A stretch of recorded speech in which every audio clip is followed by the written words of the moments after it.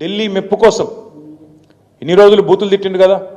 సోనియా గాంధీ గారిని బలిదేవత అని, రాహుల్ గాంధీ గారిని ముద్దపప్పు అని, నానా బూతులు ఏవైతే గతంలో తిట్టినావో వాటిని కవర్ చేసుకోవడానికి ఈరోజు చాలా కష్టపడి వాళ్ళ ప్రాపకం కోసం నేను చెప్తున్నాడు.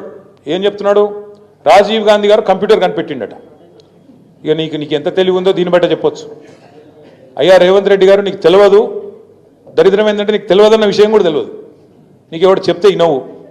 కంప్యూటర్ కనిపెట్టింది రాజీవ్ గాంధీ, రాహుల్ గాంధీ కాదు నాయన, చార్లెస్ బ్యాబేజ్ అన్నట్టు ఆయన. పాపం ఆయన కనిపెట్టిండు. ఆయన బాధపడుతున్నాడు, ఎక్కడున్నాడు కానీ ఆయన ఆత్మ అది బాధపడుతూ ఉన్నది.